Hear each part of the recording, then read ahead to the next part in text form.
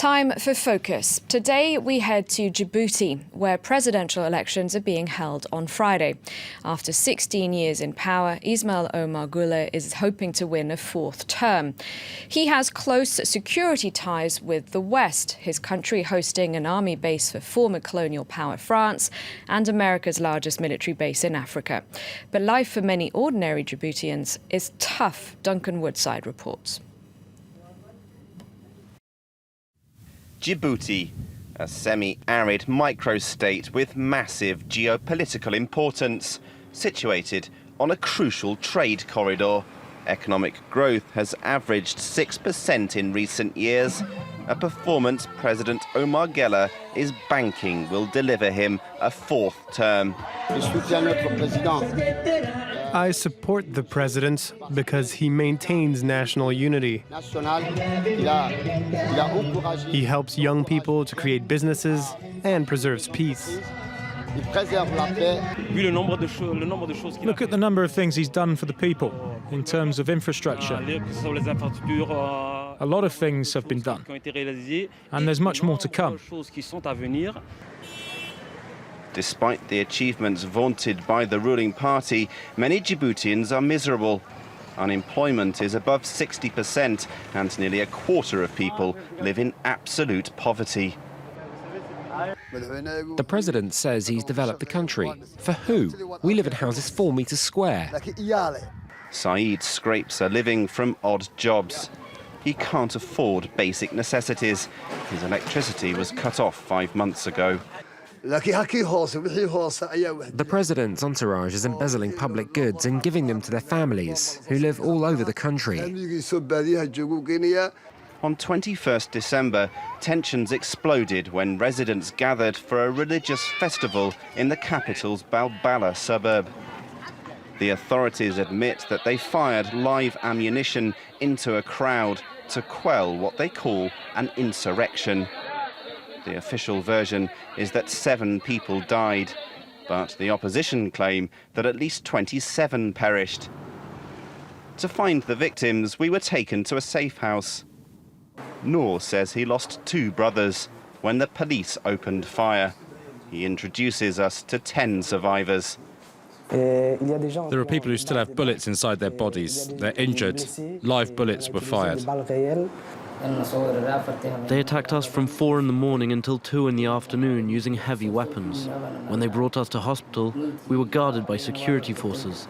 Our loved ones were not allowed to see us. We thought we were citizens of Djibouti, but it seems this is not the case.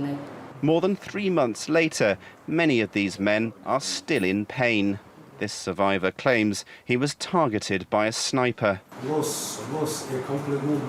There are 41 bolts in this brace. The bullet hit me here. And it's still inside me. The wounds have closed, but the bullet has still not been removed. The authorities claim the security forces were merely defending themselves. There was a clash between the crowd and the police. The police were attacked by people throwing stones with machetes and so on. So the police retaliated. Shots were fired. There is an investigation underway to find out the circumstances in which these shots were fired. It's very regrettable that people died. An opposition faction is competing in the election. We joined the trail in the Picadou's quarter of the capital. The campaign manager claims that it's not a fair race, but remains determined to complete the course. We absolutely do not think that this is a legitimization of the process.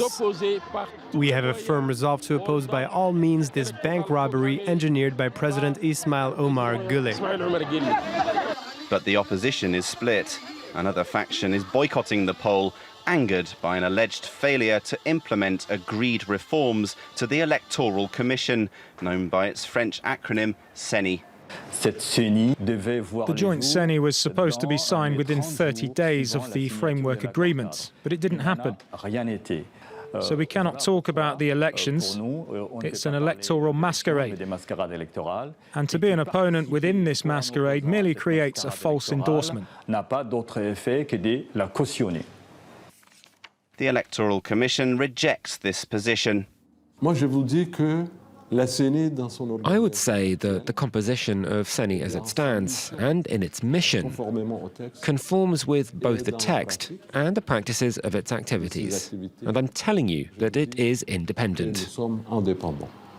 A comprehensive victory for the incumbent president and the ruling party is likely, according to observers.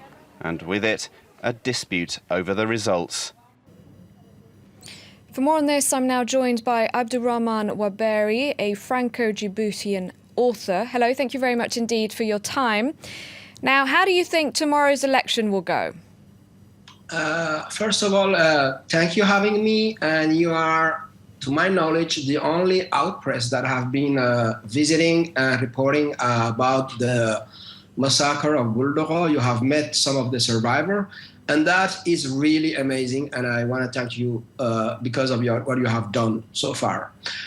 Coming to the election, the result is not really a surprise. We will see how the power of the dictatorship will give us a new narration and then say maybe they have won 99% of the electorate. So the only thing that we want to know is the figures, but the result is not will not be a surprise.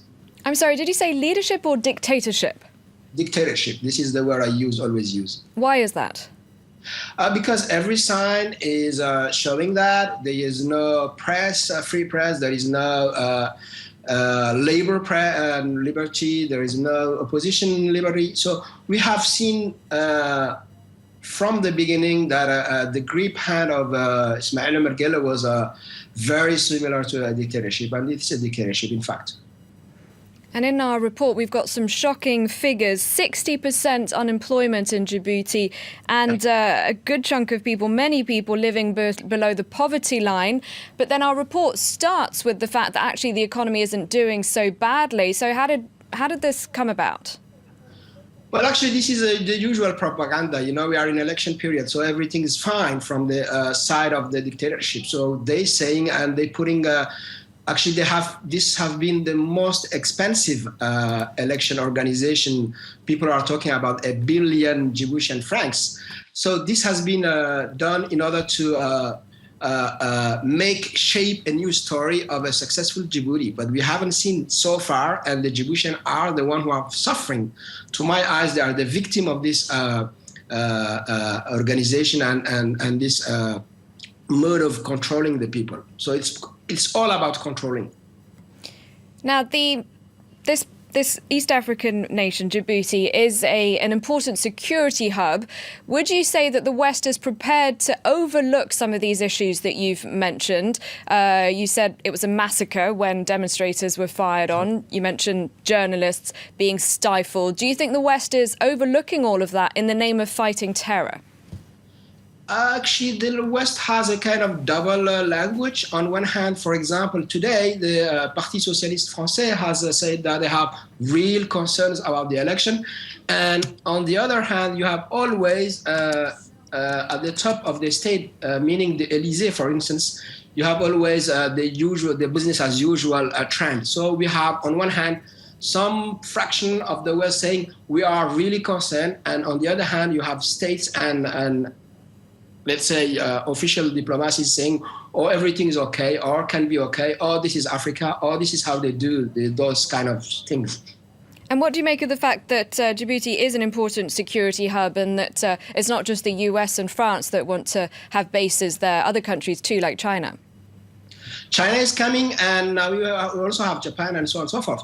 But still, we cannot have a united front from all those power and having their say, because the dictator will also use this as a kind of leverage between them and saying, you know, if you don't want okay, if France is not okay with me, I can side with America or maybe side with China. This is also the game of he's playing, and he's giving him more power.